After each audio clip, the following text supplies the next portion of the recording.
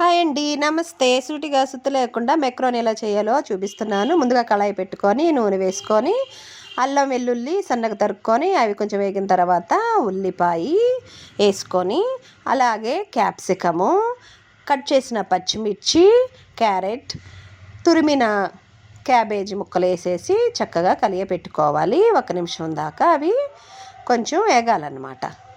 తర్వాత వచ్చి మ్యాజిక్ మసాలా ఉంటుందిగా, మ్యాగీ వాళ్ళది, అది తీసుకొని కొంచెం వేసుకోవాలి. అలాగే ఉప్పు కూడా తగినంత వేయాలి. తర్వాత వెనిగర్ వేసుకోవాలి. వెనిగర్ వేసుకున్న తర్వాత టమాటా సాస్ వేసుకొని మొత్తం కలియబెట్టుకోవాలి.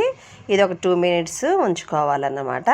తర్వాత వచ్చి మనం మెక్రోనిని ఉడకబెట్టుకొని దాన్ని చల్లనీటితో కడుక్కున్న తర్వాత దీన్ని ఇందులో వేసేసుకోవాలి.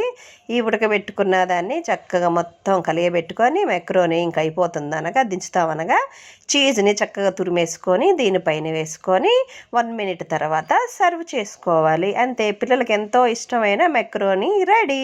మీకు గనక ఈ వీడియో నచ్చుంటే షేర్ చేయండి, లైక్ చేయండి, కామెంట్ చేయండి. ఇంకో వీడియోతో మళ్ళీ కలుస్తాను.